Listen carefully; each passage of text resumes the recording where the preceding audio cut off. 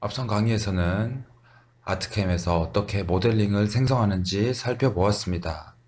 지금부터 강의는 아트캠에서 어떻게 가공 작업을 할 것인지에 대해서 배워보도록 하겠습니다. 아트캠에서 생성한 이러한 모델을 지금 오른쪽과 같이 가공을 하기 위해서는 먼저 가공기가 필요하게 될 것입니다. 가공기에 장착되어 있는 공구로서 그 길을 지나가게 되면 이와 같은 조각을 얻을 수가 있게 됩니다. 그러면 이러한 조각을 하기 위해서는 먼저 아트캠에서 공구가 지나가는 길을 만들어야 합니다. 그리고 이것이 지나가는 길에 대한 주소값 NC 데이터를 포스트 프로세스하여 이 NC 데이터를 가공기에 입력을 시키고 가공기에 공구를 장착하고 이대로 가공을 하게 되면 가공품을 얻을 수가 있게 됩니다. 그러면 지금 설명드린 아트캠에서는 어떠한 방식으로 공구가 가는 길을 지나가는 길을 생성을 하고 NC 데이터를 포스트 프로세스 할 수 있는지 살펴보도록 하겠습니다. 기존에 만들었었던 곰돌이 모델링을 불러와서 툴패스를 생성해 보도록 하겠습니다. 레이어 불러오기를 클릭하고 스컬프트 테드를 불러오도록 하겠습니다.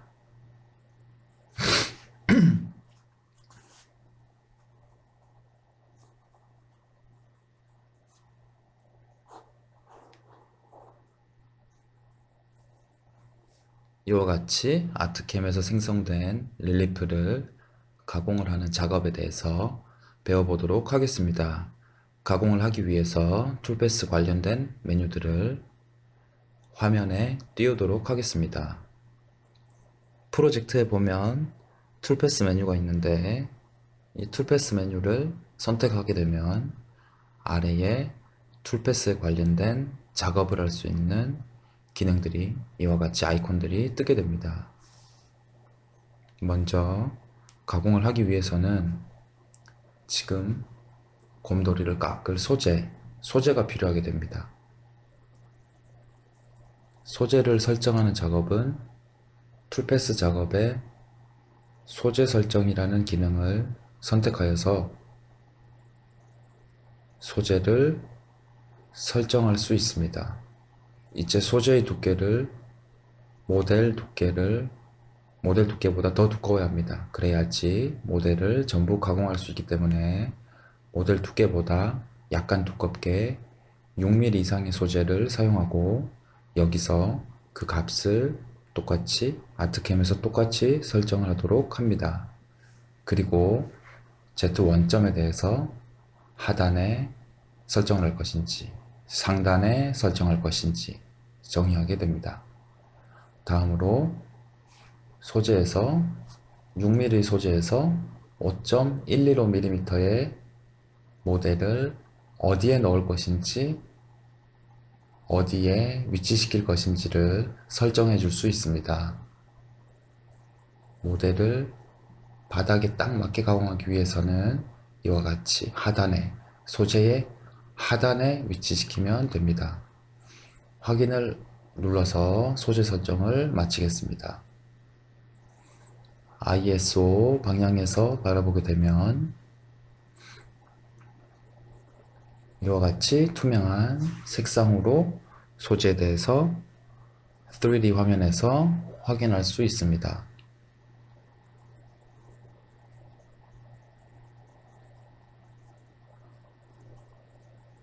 3D 화면에서 소재를 확인할 수 있는데 이 소재를 보고 안 보고의 기능은 3D 뷰 툴바에 토글 머터리얼 블록 이 아이콘을 사용하여 보고 안 보고를 결정할 수 있습니다. 가공을 하기 위해서는 먼저 소재가 필요해서 그 크기를 설정하였고 아트캠 릴리프가 어느 위치에 있을 것인지를 정의하였습니다. 또한 가공에서 중요한 부분은 원점이란 부분입니다. 모델링에서 잡아준 이 원점과 가공의 원점이 꼭 같아야만 합니다.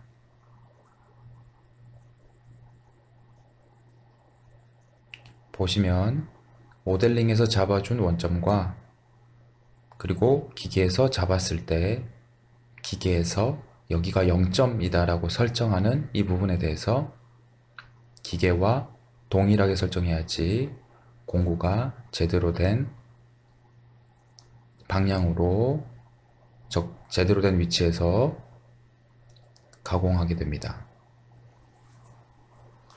아트캠에서 원점은 지금 보시는 대로 좌측 하단 그리고 소재 상단 이와 같이 설정하였는데, 만약에 기계 좌표를 다른 곳에 위치시키고 싶으시다면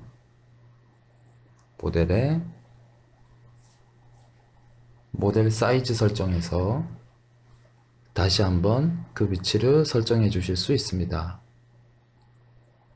보시는 바와 같이 왼쪽 상단, 중앙, 오른쪽 상단, 오른쪽 하단 5개의 위치 중에 한 지점을 설정할 수 있으며 보통 소재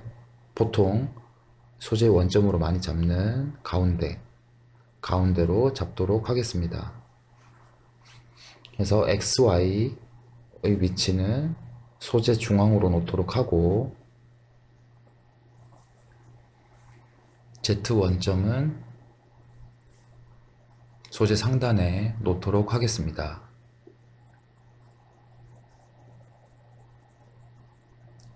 이와 같이 원점을 설정한 후에 이 투명한 소재에서부터 곰돌이를 가공하기 위해서는 지금 굉장히 많은 살들을 한 번에 많이 날려야 됩니다.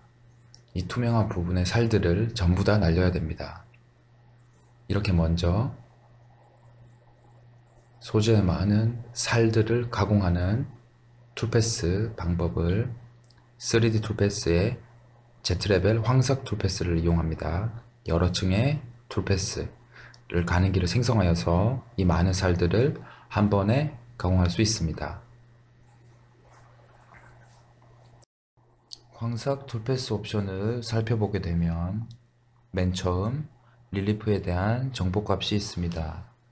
릴리프는 5.115의 두께를 갖고 최대 최소의 Z값을 여기에 표현해 주게 되고, 다음으로 가공할 영역을 릴리프 전체를 할 것인지, 지금 보시면 릴리프를 만들었었던 조합 전체 릴리프에 대해서 가공할 것인지, 선택된 벡터로 할 것인지, 자동으로 바운더리를 잡아서 할 것인지에 대한 옵션들이 있는데요. 우선 이 모델 전체에 대해서 가공하기 위해서 저는 릴리프 조합 옵션을 선택하도록 하겠습니다. 다음으로 공구가 어떤 형상의 공구를 사용할 것인지 설정해 줘야 되는데요. 황석 공구 옆으로 선택이라는 버튼을 누르게 되면 아트캠에서 제공하고 있는 공구 데이터베이스에서 선택을 하여 어떤 공구를 사용할 것인지 선택을 할 수가 있게 됩니다. 보통 러프, 황석에 많이 사용되는 공구는 이와 같이 평날 공구, 엔드밀 공구를 많이 사용하기 때문에 여기에서도 엔드밀 공구를 이용하여 황석 공구를 설정하도록 하겠습니다.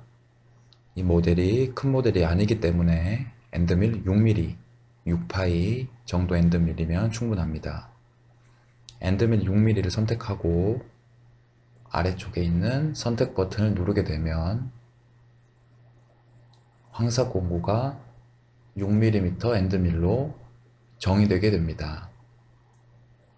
여기에 있는 화살표를 마우스 왼쪽 버튼을 눌러 클릭하게 되면 6mm 엔드밀에 입력되어 있는 가공 조건 값이 그대로 따라서 들어오게 됩니다. 이때 스텝 오버와 스텝 다운, 절삭 속도, 플런지 속도, 스핀들, 공구 번호까지 그 데이터베이스에 있었던 값이 들어오게 되는데, 여기에서 말하는 스텝 오버와 스텝 다운의 의미는 지금 이렇게 공구가 지나가는 길에서 x, y 값으로 옆으로 이동하는 양을 스텝 오버라고 하고, 한 층을 x, y로 가공한 다음에 한 층 아래 내려가는 그 거리 값을 스텝 다운이라고 합니다. 그래서 스텝 오버와 스텝 다운 값, 그리고 공구가 이송할 때의 속도,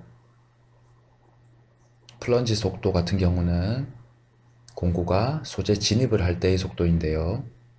이 속도는 절삭 속도보다 많이 작게 줘야 됩니다. 왜냐하면 소재가 공구가 바로 직각으로 진입을 하게 되면 굉장히 많은 부하가 있기 때문에 이때의 속도, 플런지 속도는, 진입 속도는 절삭 속도의 절반 이하로 주셔야 합니다. 그 다음에 스핀들 속도는 공구의 회전수를 의미합니다. 공구 번호는 ATC가 장착된 기기에서 자동으로 공구 교환이 될 수 있도록 번호를 주게 되는데요. 공구 데이터베이스에 이와 같이 공구 번호를 입력하게 되면 제가 다른 설정 없이 NC 가공 시, 조각 가공 시 ATC가 지원되는 경우는 자동으로 공구 교환을 하여 툴패스 여러 개를 동시에 가공할 수 있도록 설정합니다. 다음으로 램프 이동 추가라는 옵션이 있는데요. 램프 이동이라는 것은 플런지 속도가 공구가 직각으로 진입, 수직으로 소재에 진입을 할 때 굉장히 많은 부하가 걸린다고 아까 말씀드렸는데요. 그 많은 부하를 걸리지 않게 하기 위해서 공구 진입이 이와 같이 수직 진입이 아니라 고속도로 램프처럼 돌면서 각도를 갖고 돌면서 소재에 진입을 하는 기능입니다. 그렇게 되면 공구가 소재에 진입을 할 때 그 부하 양을 줄이게 되고 이와 같이 램프로 진입하여서 아트캠에서는 램프 진입을 옵션을 사용할 수 있게 되어 있습니다. 이때 각도, 이렇게 진입하는 각도, 그 다음 램프 길이, 여기서부터 여기까지 램프 길이, 그리고 최대에 대한 램프 길이, 그리고 지그 시작 높이, 시작 높이에 대한 옵션을 적용시켜 줄 수 있게 됩니다. 다음으로 램프 이동 추가는 다시 툴패스를 기본으로 뽑고 비교하면서 옵션을 설명드리도록 하겠습니다. 다음으로 소재 두께. 소재 두께 같은 경우는 소재를 내가 설정했던 젝트 상단 0mm부터 바닥 마이너스 6mm까지 소재에 대한 설정을 했고요. 그리고 원점은 블록 상단에다 한 것을 여기에서 확인할 수가 있습니다. 설정 단추를 눌러서 다시 한번 그 위치나 크기를 다시 한번 설정해 주실 수 있습니다. 앞서 설정한 값 그대로 사용하기 위해 확인을 눌러 창을 닫도록 하겠습니다. 다음으로 Z 슬라이스 구간이 있는데 모델에 대한 값을 불러와서 제한 값을 적용하도록 합니다. 여기에 체크가 되어 있으면 모델 상단 0에서부터 0점에서부터 가공을 시작하고 소재 여유는 0.5mm를 남겨두고, 이제 소재 여유라는 것은 가공을 할 때 이 릴리프 위에 황상을 하고 나섰을 때 0.5mm가 남도록 설정하는 값입니다. 그리고 마지막 슬라이스 Z, 이것은 스텝 다운으로부터 계산해서 마지막 슬라이스 Z가 5.45다라는 것을 여기에 보여주는 것이고요. 이때 6mm를 가공할 때는 3개의 슬라이스를 세 층에 나눠서 이 살들을 제거할 것이다 라는 것을 여기에서 확인할 수 있습니다. 이때 스텝 다운은 2.5이지만 2.5의 근사치로 3번 가공하여 1.817마다 한 층씩 가공을 하게 됩니다. 다음으로 가공 안전이란 부분이 있는데요. 가공 안전에 있는 리미트로 내리는 탭을 선택해 보면 안전 높이가 0, 00, 6.1, 공차가 0.00라는 것을 확인할 수 있습니다. 안전 높이라는 것은 공구가 한 층을 다 가공하고 다음 층으로 가공하기 위해서 떠서 이송하는 높이를 의미하는데요. 근데 떠서 이송하는 높이가 0.02mm면 굉장히 낮아서 거의 붙어 다니게 됩니다. 따라서 높이를 5mm로 5mm 위에서 공구가 이송할 수 있도록 안전 높이를 5로 설정하도록 하겠습니다. 시작 위치는 툴패스가 진입할 때 처음 오는 위치가 됩니다. 그래서 0,6.115가 되는데 현재 모델 중앙에 6.115에서 툴패스가 시작해서 시작점 위치로 온 다음에 진입을 해서 가공을 시작하게 됩니다. 이때 공차는 0.025로서 툴패스가 만들어지는 정확도, 허용 오차를 허용하는 범위를 100분의 2호로 해서 공차를 입력하여 툴패스를 계산하게 됩니다. 다음으로 방법 부분을 보게 되면 툴패스의 모양이 공구가 가는 길에 방향에 대해서 설정해 줄 수가 있는데, 라스터 같은 경우는 왼쪽에 보이는 바와 같이 주사선 방향으로 공구가 이와 같이 이렇게 X축이나 Y축 한 방향을 따라서 이동하게 됩니다.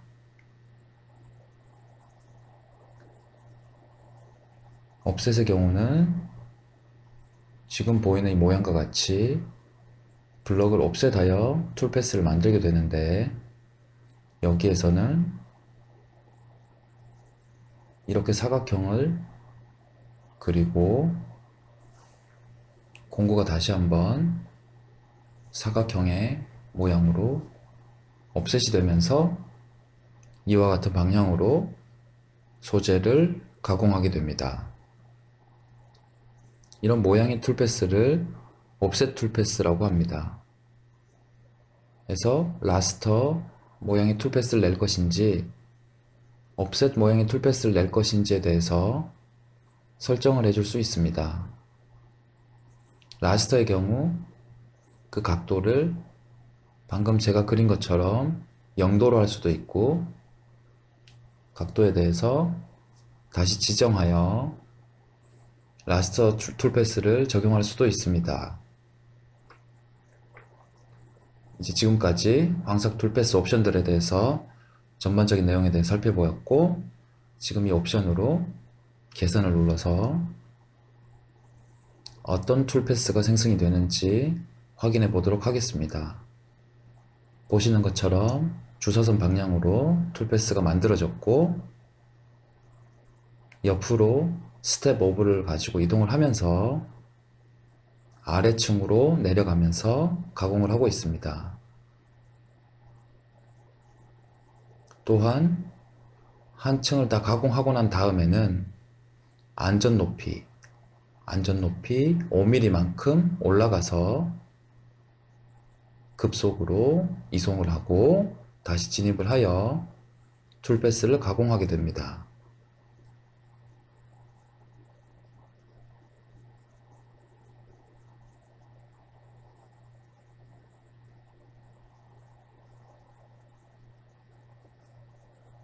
다시 한번 위에서부터 옵션을 살펴보도록 하겠습니다. 릴리프 조합을 선택을 하여서 지금 보시는 바와 같이 전체적인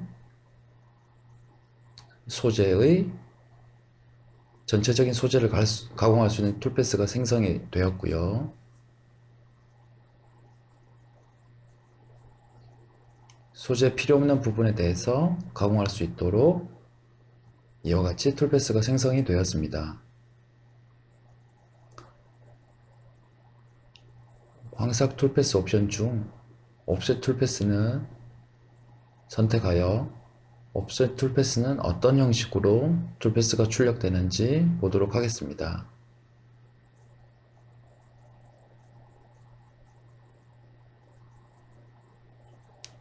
설명드린 대로 블럭을 옵셋하면서 모델과 함께 옵셋이 되어 가공하는 방향으로 툴패스가 만들어진 걸 확인할 수 있습니다. 이때 옵셋 툴패스에서 절삭 방향을 결정해 줄 수 있는데요.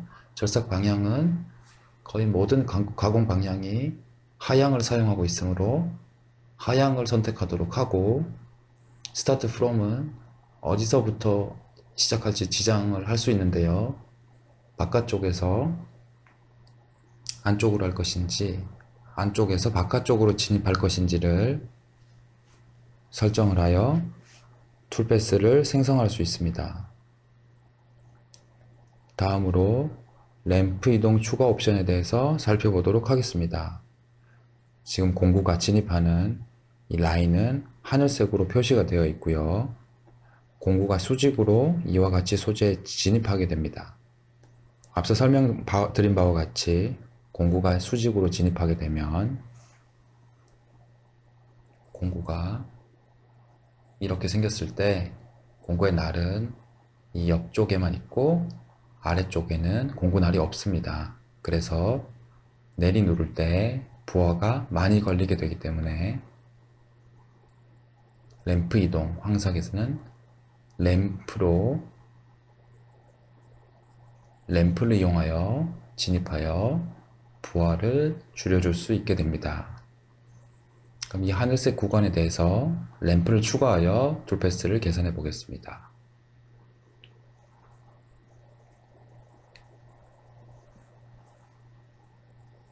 보시는 바와 같이 하늘색으로 이와 같이 각도를 가지고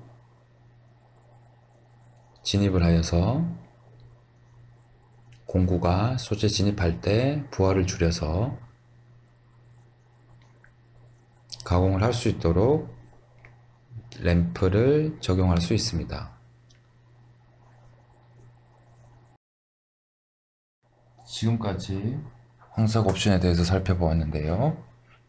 황삭은 이렇게 모양을 만들고 이 방법으로 가공을 하도록 하겠습니다. 그럼 지금 이와 같은 툴패스를 가공을 할 때 어떠한 방식으로 가공이 되는지 아트캠에서 확인을 할 수가 있는데요.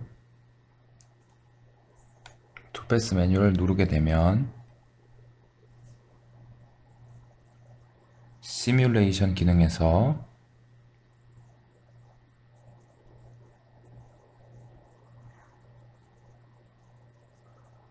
툴패스 시뮬레이션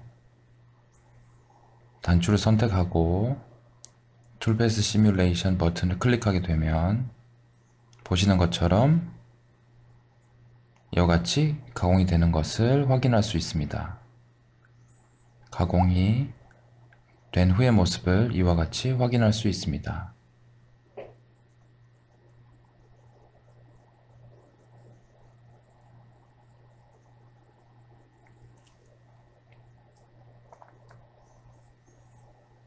가공이 완성된 상태를 확인하였으므로 프로젝트 장에서 시뮬레이션을 선택을 하고 이것을 삭제하도록 하겠습니다. 키보드의 딜리트 키를 누르거나 시뮬레이션 삭제 버튼을 눌러서 시뮬레이션을 삭제할 수 있고,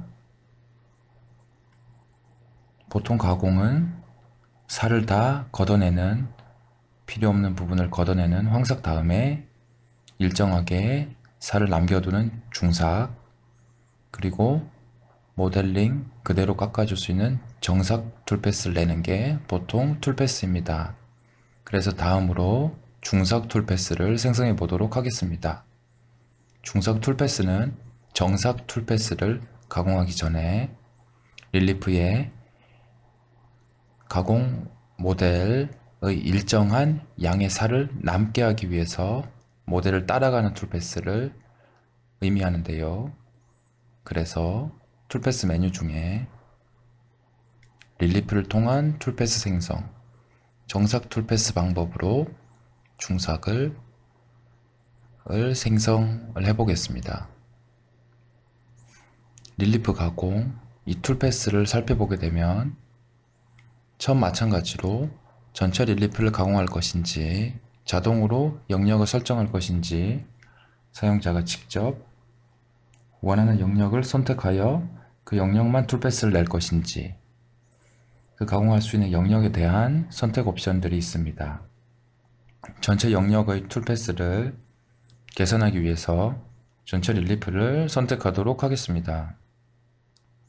다음으로 정삭 옵션에서 정삭 가공할 공구를 선택할 수 있습니다. 중삭이나 정삭은 모델의 공면을 따라가야 되므로 보통 볼 공구를 많이 사용하게 됩니다. 그래서 볼 노즈 3mm를 선택을 하고 선택 단추를 눌러서 정삭 공구로서 3mm 382 볼 공구를 설정하였습니다. 이때 정삭이 가공될 방법에 대해서 이 툴패스 방법 중에 하나를 선택을 해서 중삭 툴패스를 생성할 수가 있게 됩니다. 우선 하나씩 차근차근 보겠습니다. 맨 처음 옵션인 라스트를 이용하여 그 생김새를 나중에 개선해서 보도록 하겠습니다. 각도를 지정하여서 라스터의 주사선 방향에 각도를 지정할 수가 있고요. 공차는 가공이 될 때 모델링과의 허용오차를 의미하고요. 중삭의 공차는 0.01로 주도록 하겠습니다. 여유값은 모델링비로 얼마만큼 여유살을 남길 것인지에 대해서 설정을 하는데요. 일정한 두께로 0.5mm 정도를 여유값으로 주고 여기에 0.5mm 오프셋 값이라고 생각을 하셔도 되고요. 일정한 양만큼 얇은 살을 남겨두고 정삭에서 그 0.5mm를 가공한다는 것을 가공을 합니다. 이 릴리프 가공 기능을 이용하게 되면 따로 황삭 툴패스를 만들지 않더라도 여기서 공구를 선택하여 같은 방법으로 황삭 툴패스를 생성할 수가 있습니다. 보시면 이전에 앞서 설명드렸던 내용들이 이렇게 있고 값을 설정하여 황삭 툴패스를 같이 뽑을 수도 있는데 저는 이미 황삭 툴패스를 만들었기 때문에 공구 선택을 해제하여 황삭 툴패스는 계산하지 않도록 하겠습니다. 다음으로 진입하는 방법에 대해서 램프를 추가하여 공구의 부하를 더 받게 할 수도 있지만 정삭의 경우 볼공구를 사용하기도 하고 이미 많은 양의 살들이 제거가 된 상태이기 때문에 램프 추가는 사용하지 않도록 하겠습니다. 다음으로 아까 설명드린 안전 높이와 시작 위치를 설정해 주실 수 있습니다. 같은 값으로 설정하도록 하고요. 소재 두께에서 소재를 제가 설정한 상황 볼 수가 있고, 설정이 종료됐으므로 지금 계산을 눌러서 중삭 툴패스를 생성하도록 하겠습니다. 중삭 툴패스는 설명드린 바와 같이 제가 생성한 릴리프를 따라가면서 툴패스가 나오게 됩니다. 보시면 0.5mm의 여유를 주었기 때문에 0.5mm 여유를 원래 있던 모델링보다 여유살을 주고 가공할 수 있는 툴패스를 만들게 됩니다.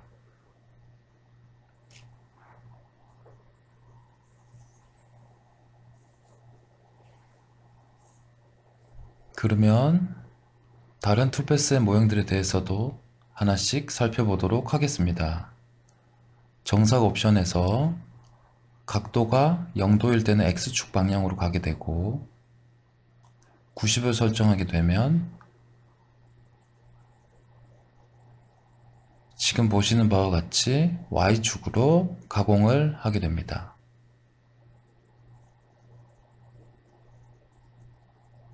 보통은 정삭 가공에서 135도를 많이 사용합니다.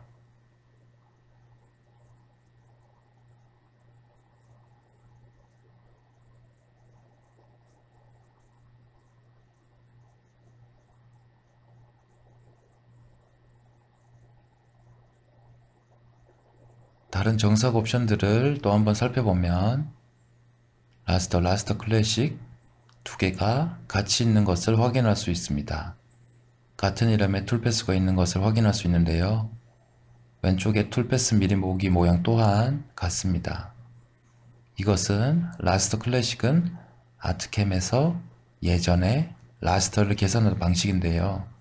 라스터 클래식이라는 이름으로 있고 라스터라는 것은 새로운 라스터 계산하는 방식을 아트캠에 이제 사용할 수 있도록 기능을 넣어준 것입니다.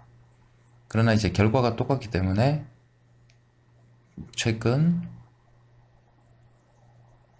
아트캠에 적용된 이 라스터 방식의 툴패스를 보통 사용하면 좋을 것 같습니다. 다음으로 라스터 X&Y 옵션을 살펴보게 되면 X축으로 가공을 하고 Y축으로 가공을 다시 한번 하는 툴패스 전략 방법이 되겠습니다.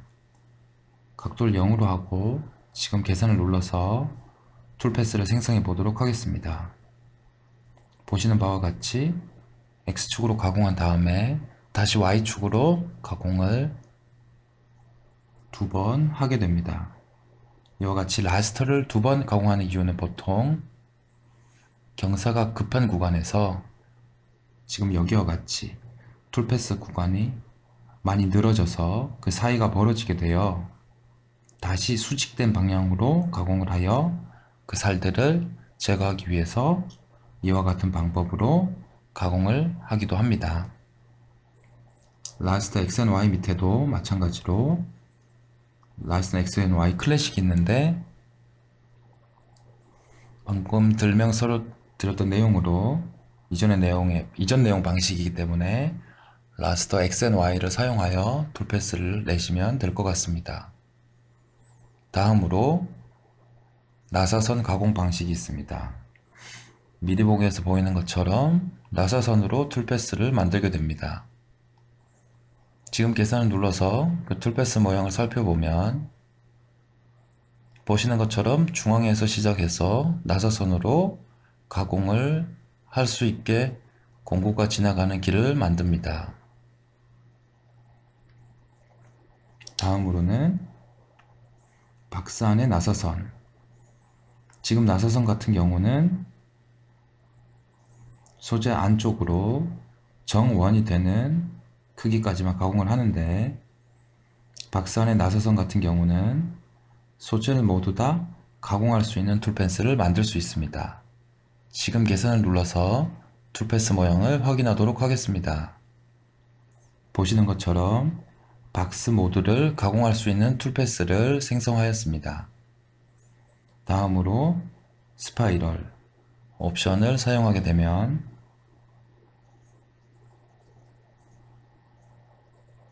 이것도 역시 마찬가지로 클래식이 있는데 나사선의 이전 계산 방식이고, 박스 안에서 스파이럴 역시 박스 안의 나사선과 같은 방식인데 예전 방식이라서 사용을 하시게 되면 클래식이 없는 두 개의 툴패스를 사용하시면 됩니다. 다음으로 컨스턴트 Z 툴패스를 한번 보도록 하겠습니다.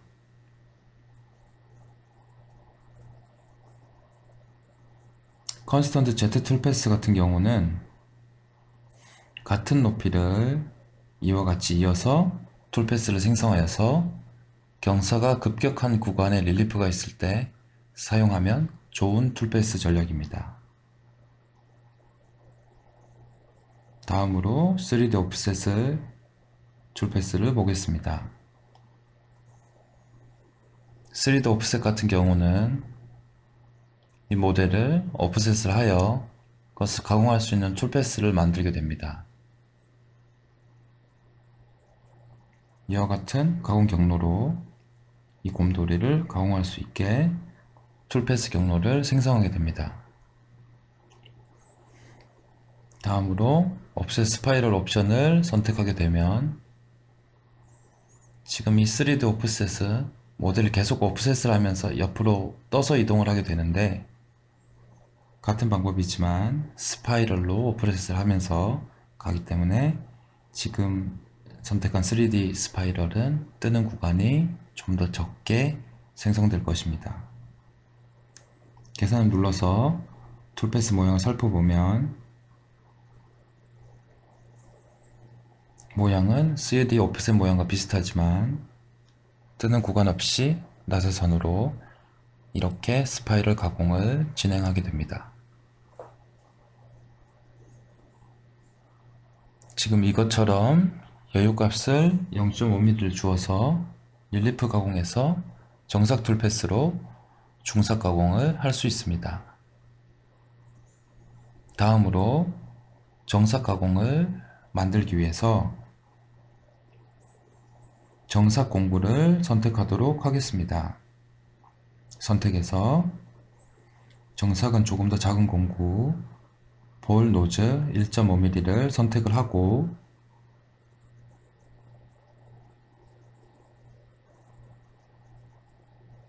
옵션은 마찬가지로 3D 옵셋 스파이럴 가공을 사용하도록 하겠습니다. 그리고 여유값, 여기서 중요한 건 여유값을 0으로 두어서 모델링을 그대로 쫓아가는 툴패스를 생성하는 것입니다. 또한 마찬가지로 툴패스의 정확도를 나타내는 공차를 더 적게 1000분의 5로 입력하여 더 정확하게 가공할 수 있도록 툴패스를 개선합니다. 툴패스 이름에 정삭이라고 하고 정삭 가공, 지금 계산을 눌러서 정삭 툴패스를 생성할 수 있습니다.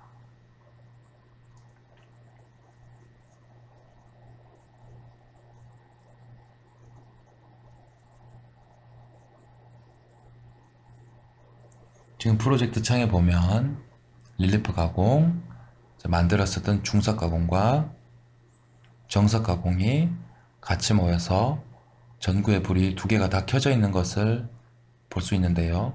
이 화면에 중삭과 정삭 툴패스가 모두 출력이 되게 되어 있어요. 중삭 가공, 릴리프 가공 툴패스를 꺼서 정삭 툴패스만 보도록 하겠습니다. 1.5mm 볼 노즈 공구를 사용하여 보다 촘촘하게 이와 같이 가공 툴패스를 생성할 수 있습니다. 그러면 툴패스 창은 이제 닫도록 하고요.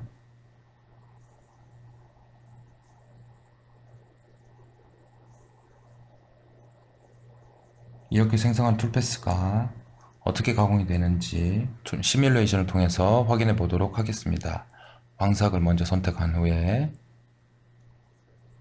툴패스를 보이도록 설정하였습니다. 다음으로 Z황삭 툴패스에 대해서 시뮬레이션을 할 수가 있게 되는데요. 시뮬레이션 조절바를 누르게 되면 먼저 시뮬레이션에 대한 설정값을 지정할 수 있게 되고, 시뮬레이션 조절 툴바를 이용하여서 플레이를 눌러 어떤 형식으로 가공이 되는지 확인할 수 있습니다. 보이는 것과 같이 엔드밀을 이용하여 생성된 툴패스 방향으로 그 길을 따라서 공구가 이동하여 이와 같이 절삭을 하게 됩니다. 다음으로 중삭 가공으로 만든 릴리프 가공 툴패스를 선택을 하고, 마찬가지로 시뮬레이션 조절바를 선택하여 플레이를 눌러 시뮬레이션을 해보도록 하겠습니다. 황삭에서 남겼었던 살들에 대해서 지금 일정하게 모델링에 일정하게 살을 남기면서 가공을 하고 있습니다. 제가 생성한 3D 오프셋 툴패스의 방향으로 이동하면서 이와 같이 남은 살들을 절삭하게 됩니다.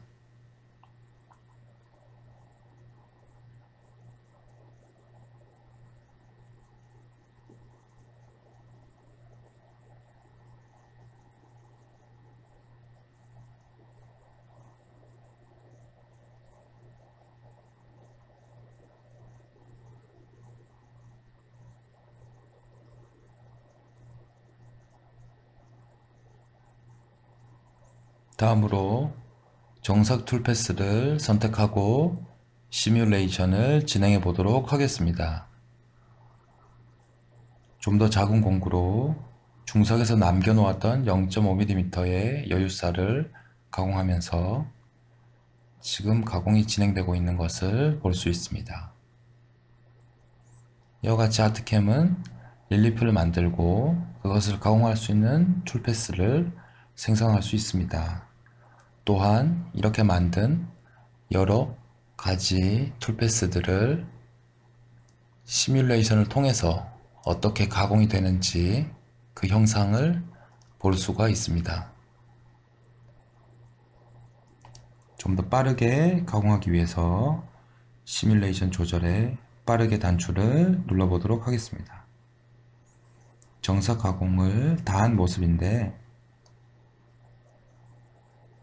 공구에 R값이 있어서 이와 같은 영역이 조금 R값이 남아있는 것을 확인할 수 있습니다.